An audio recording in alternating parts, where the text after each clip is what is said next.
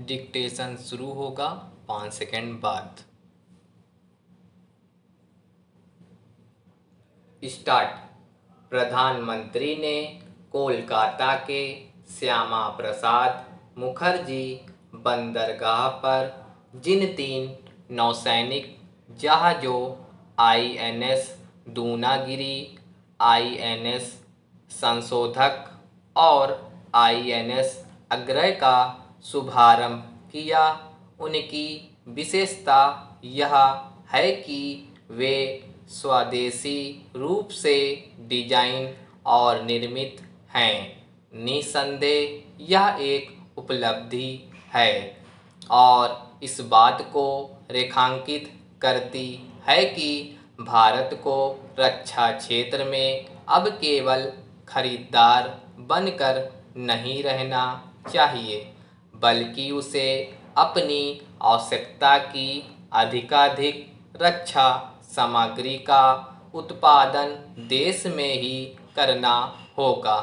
यह इसलिए आवश्यक है कि वर्तमान में किसी भी देश की सैन्य शक्ति का आकलन केवल इससे नहीं किया जाता कि उसके पास कैसे और कितने हथियार हैं, बल्कि इससे अधिक किया जाता है कि वह अपने स्तर पर रक्षा सामग्री का कितना अधिक निर्माण करता है। यदि भारत को आत्मनिर्भर बनना है तो उसके दायरे में रक्षा सामग्री अनिवार्य रूप से आनी चाहिए। यह ठीक नहीं कि भारत अभी भी रक्षा सामग्री के एक प्रमुख आयातक देश के रूप में जाना जाता है। अच्छी बात यह है कि धीरे धीरे इस स्थिति में परिवर्तन हो रहा है। यह महत्वपूर्ण है कि पिछले कुछ वर्षों में 40 से अधिक स्वदेश निर्मित युद्धपोत और पनडुब्बियां भारतीय नौसेना में शामिल की गई हैं।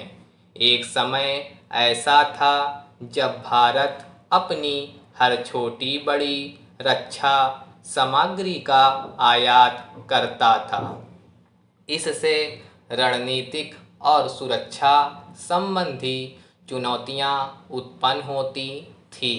यह उल्लेखनीय है कि पिछले लगभग एक दशक में रक्षा सामग्री के स्वदेश में निर्माण को बल मिला है। इसके चलते देश में रक्षा उत्पादन में भी वृद्धि हुई है।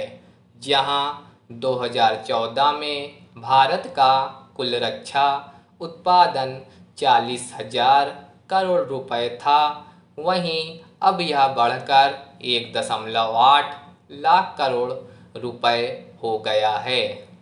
यह रक्षा सामग्री के मामले में आत्मनिर्भरता को रेखांकित तो करता है, लेकिन अभी बहुत कुछ हासिल करना शेष है। कुछ समय पहले तक भारत में ज़्यादातर रक्षा सामग्री का उत्पादन सार्वजनिक क्षेत्र के उपक्रमों में होता था। इसके चलते रक्षा सामग्री के उत्पादन की गति धीमी थी और उन्नत रक्षा सामग्री का निर्माण भी नहीं हो पाता था। यह अच्छा हुआ कि रक्षा सामग्री के निर्माण में निजी क्षेत्र का भी योगदान लेना शुरू किया गया।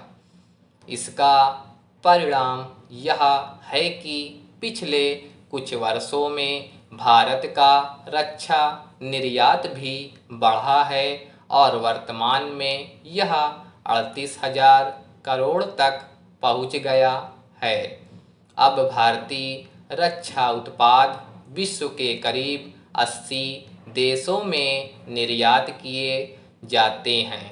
यह ठीक है कि 2029 तक रक्षा निर्यात को 50,000 करोड़ रुपए तक पहुंचाने का लक्ष्य रखा गया है, लेकिन यह ध्यान रखा जाना चाहिए कि देश में रक्षा सामग्री के उत्पादन की कई परियोजनाएं लंबित चल रही है। इनके कारणों की पहचान कर उनका प्राथमिकता के आधार निवारण किया जाना चाहिए। स्टॉप।